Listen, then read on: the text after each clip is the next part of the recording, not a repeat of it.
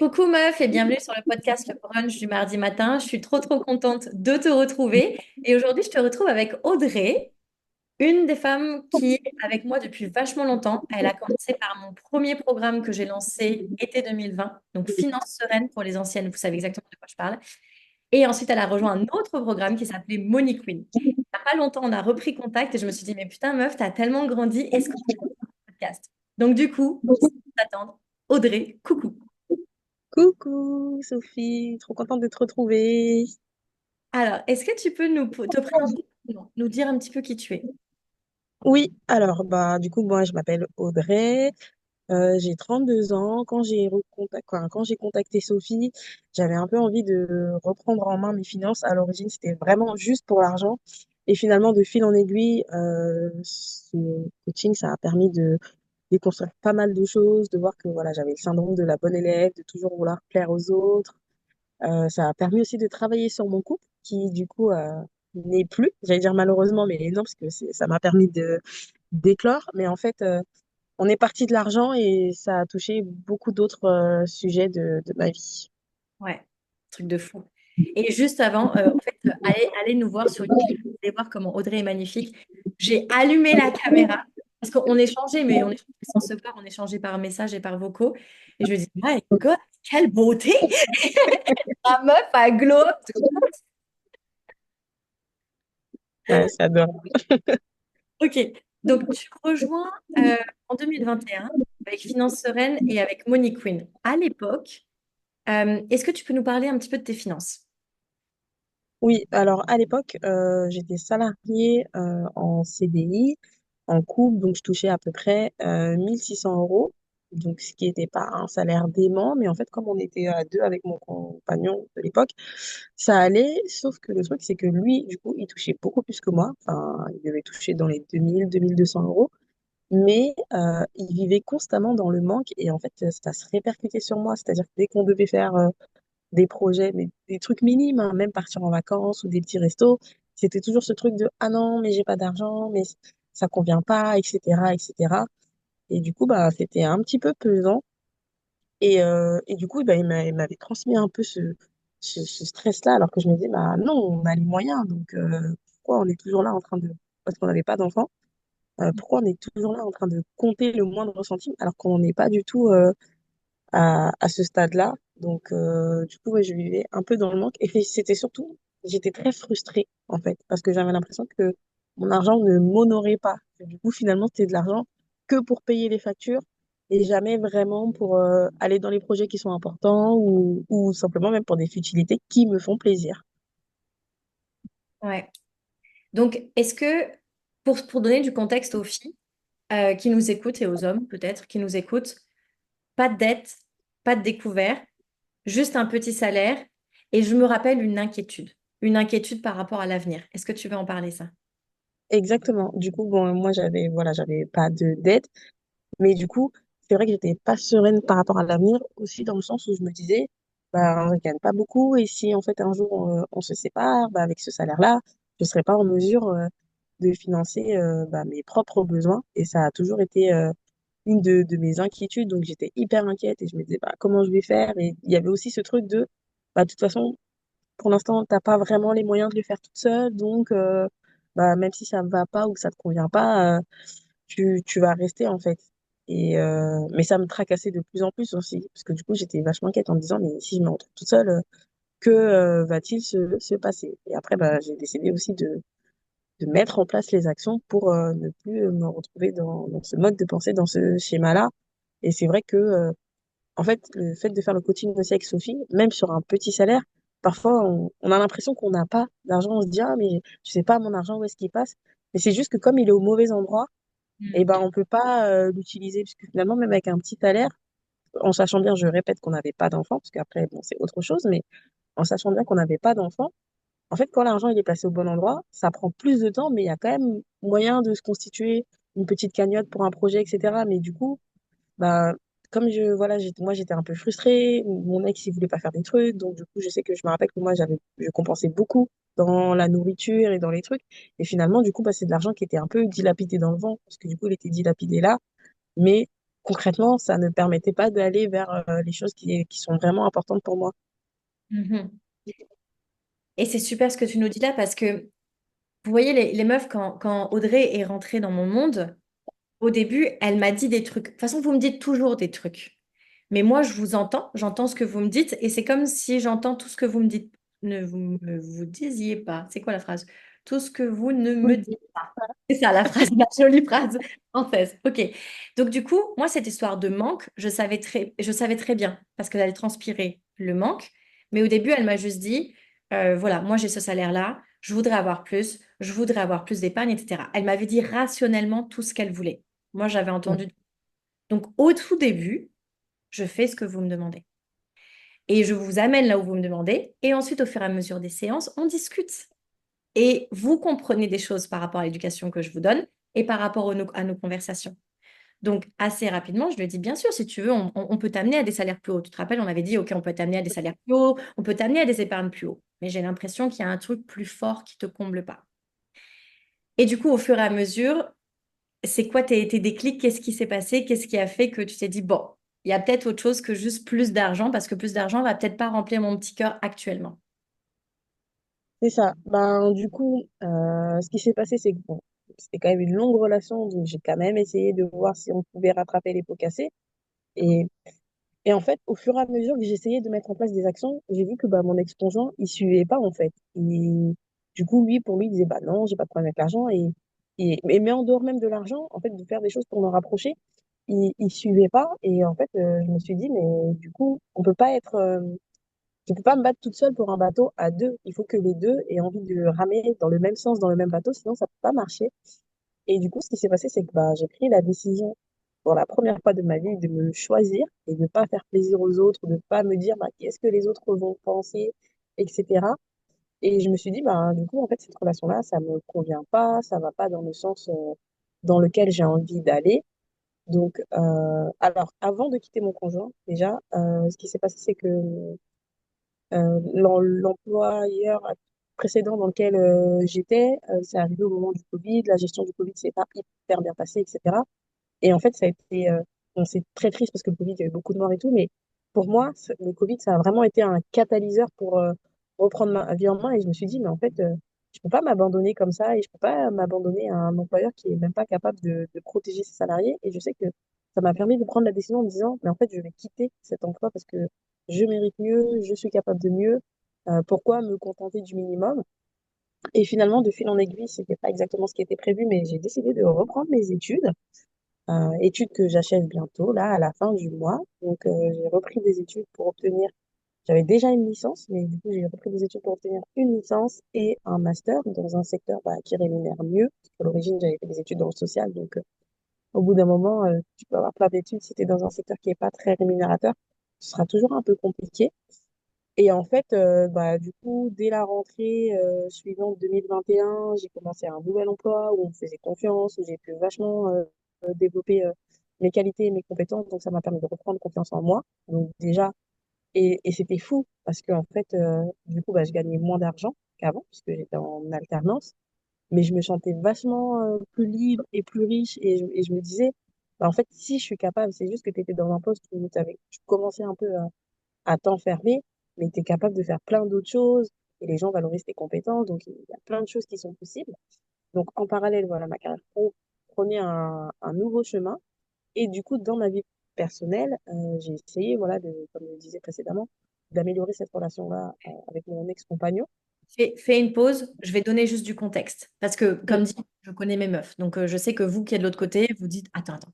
De un, mon mastermind, ce n'est pas pour quitter vos amoureux. Voilà. Oui.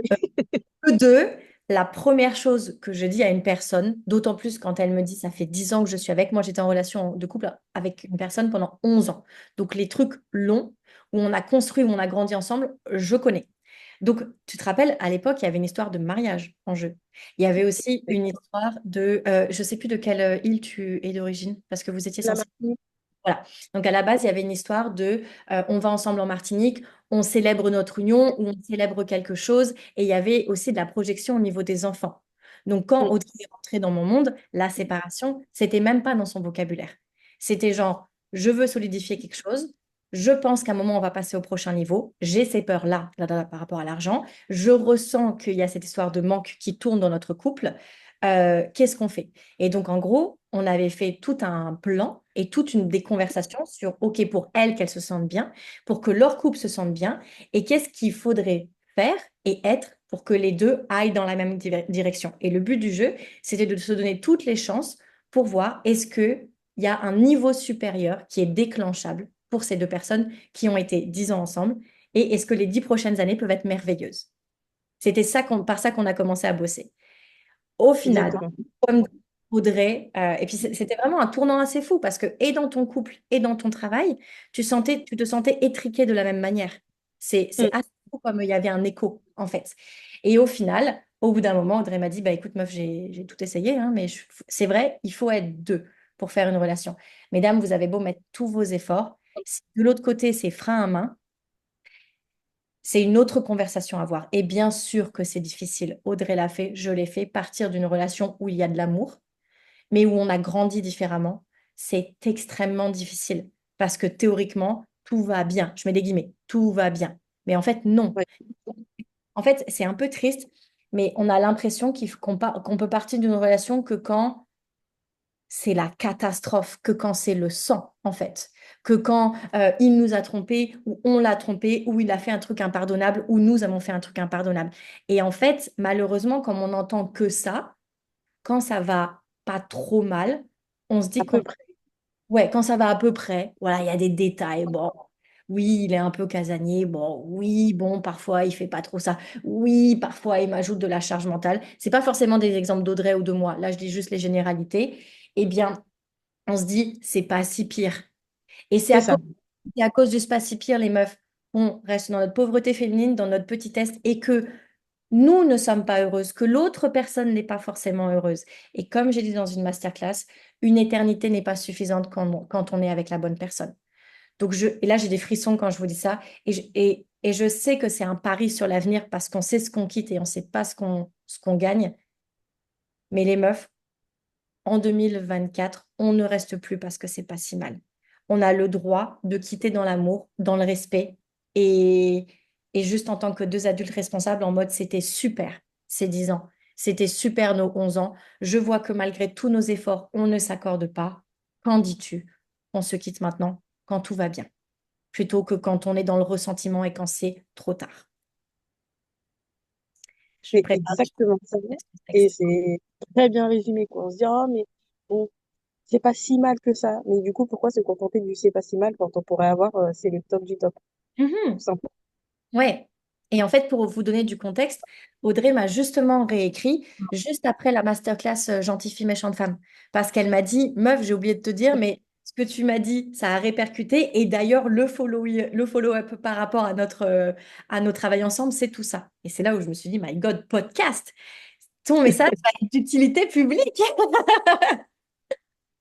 Bah, c'est exactement ça. Donc, bah, Sophie a très bien résumé là, pour ce qui s'est passé dans ma vie personnelle.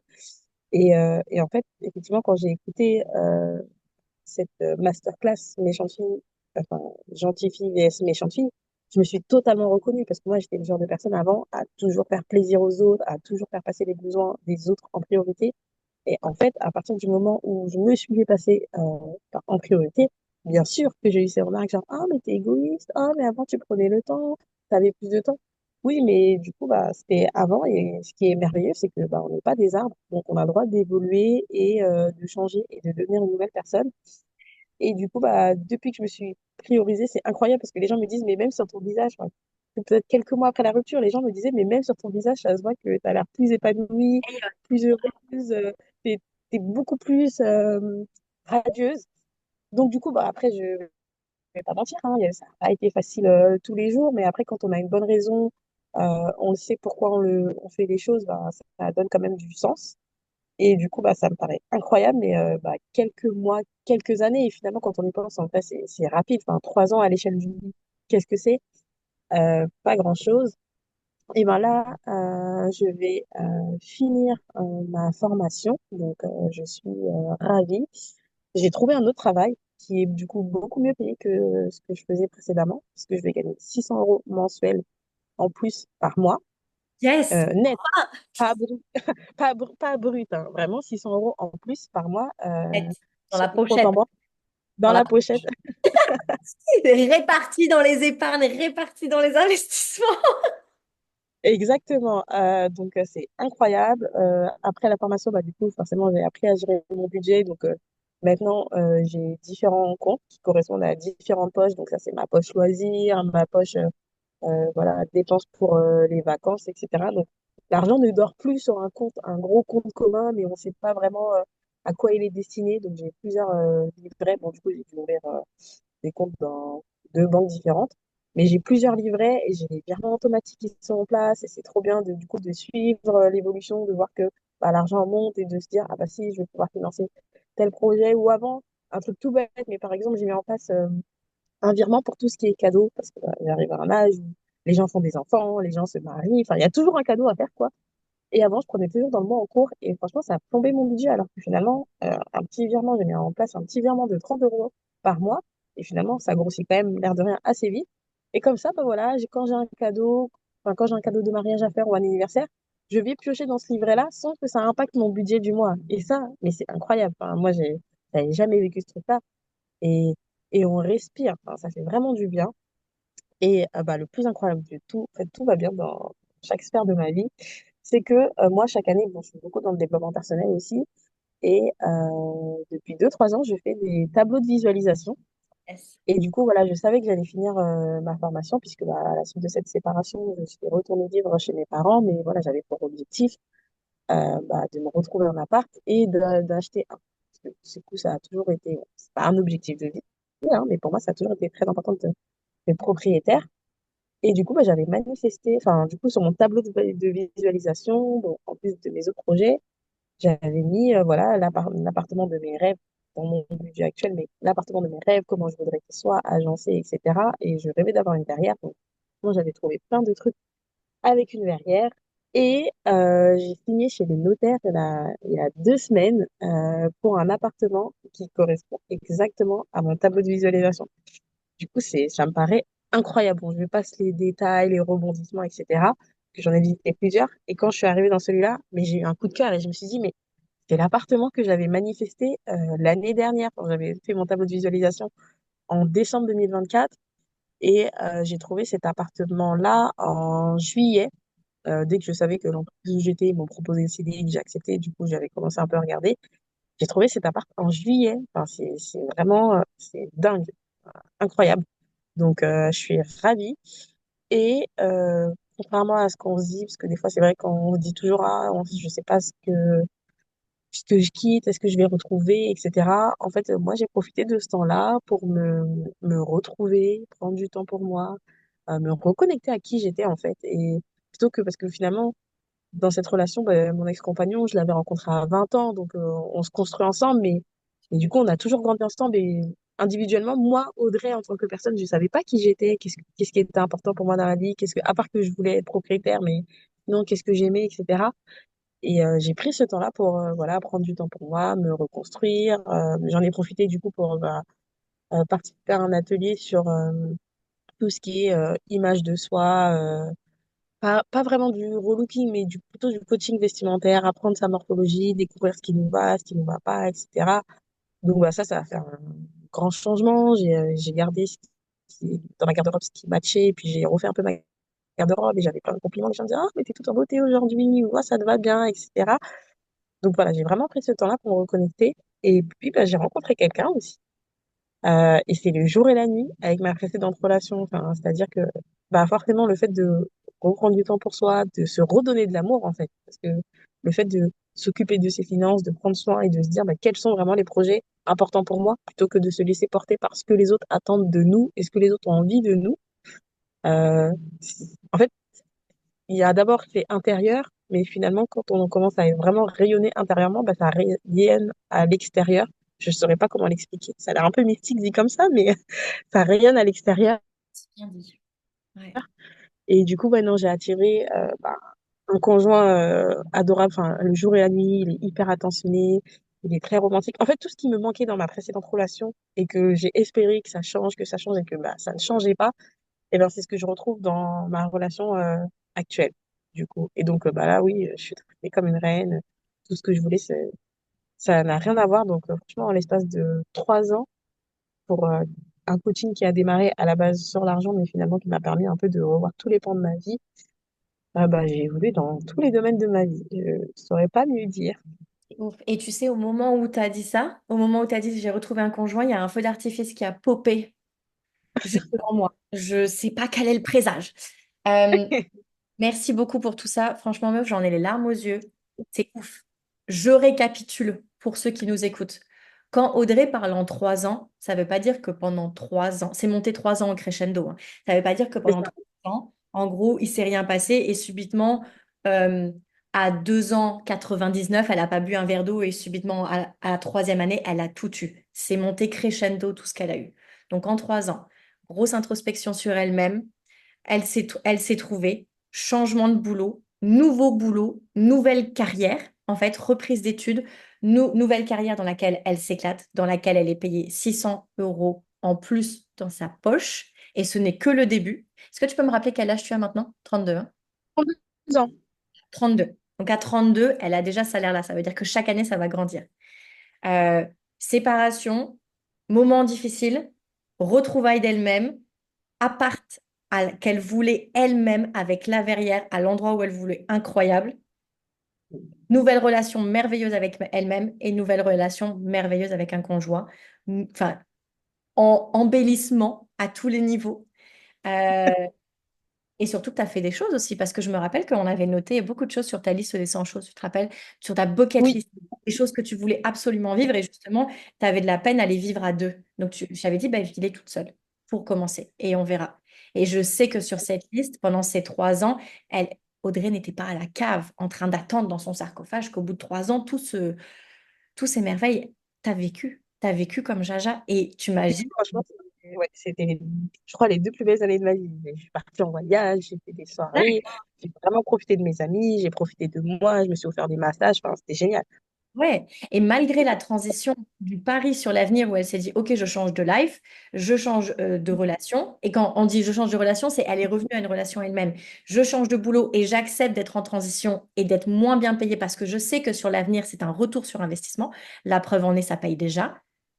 Malgré ça, je me rappelle, tu m'as dit, je me suis jamais sentie aussi riche. C'est ouf, Mm. c'est ouf. Donc félicitations, c'est si beau.